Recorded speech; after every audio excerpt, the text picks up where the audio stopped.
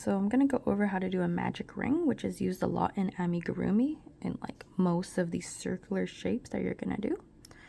So let's just start and then we can go into more examples later. So this is for someone who's right-handed. I'm going to use my hook with my right hand.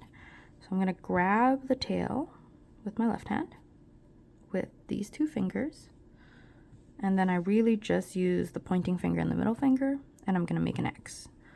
So go like this, cross it over, and then use my other fingers to hold it in place. Now I grab my hook. It doesn't just follow your pattern for whatever hook size you're using. I'm just using a larger one so it'll be easier to see. You're going to point it downwards so the hook is underneath. Go under the first one, go over the second one, pull it through, then turn upwards. And then now I like to hold it with my fingers so nothing moves. And then I'm going to go under the top left one. And then we're going to pull that through the loop. So that's actually the active one. You can see this is connected to my yarn ball. So once we have this loop on the hook, we can let go of it. And you're just going to hold the circle underneath. I like to twist the yarn on my fingers so I have a bit of a tension.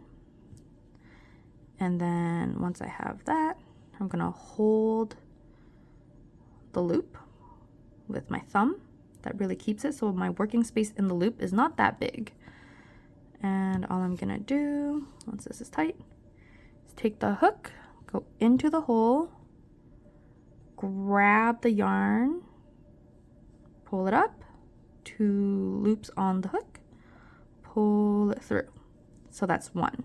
So depending on what your pattern says, usually mine say magic ring 6.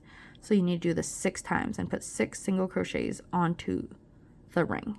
So that's 1. So go into the hole, pull the yarn up, 2 loops on the hook, pull the yarn through both holes. So now you can see I have 2 V's.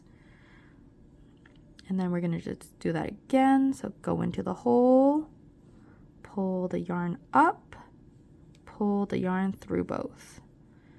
Again, into the hole, pull the yarn up, pull it through. Okay, and again, and again. Okay, so now let's just count before we tighten it. Turn it over, ignore what's on the on the hook, and then you're going to count the V's, all right?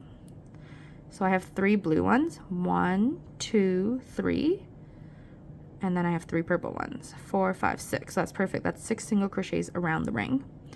So that's good. Now I'm going to hold where my stitches have been, pull the tail so that it closes, and then there you have it. And then you can go into the first V, and you want to go under both. Okay, so this is a little harder with such a big hook, but if we go under both, you can see I have the V over here. They're just bunched together. And then you can start doing whatever is next for the magic ring. So then now, if we wanted to undo it, you can still undo it by pulling. There you have it. So I'll just do it one more time, just the magic ring part. Grab the tail with these 2 fingers. Using my right hand, this is where I'm going to work with the active yarn. Just 2 fingers. Make an X like this. Use these other 2 fingers at the end to hold the active yarn. Grab my hook, face it downwards, under and over, pull it up, twist a little and pull up. So now the hook is facing upwards. Now take the active yarn, go under it, and then pull it through that loop. And that's the magic ring. And then now, depending on what the pattern says, you're going to work some single crochets into it. So then you go into the loop, pull the yarn up, and then pull the active yarn through both. So if you just want to repeat the video just to see how I'm bending my hook to bring things through the loop, I think that's the hardest part, to guide your loop. So if you just watch now, where my hook is facing up, as I go into the loop, it's facing down, still facing down, and now I've twisted back up already when I come up. And then to grab the loop, I twist to go through and back up. So that's just some things to pay attention to.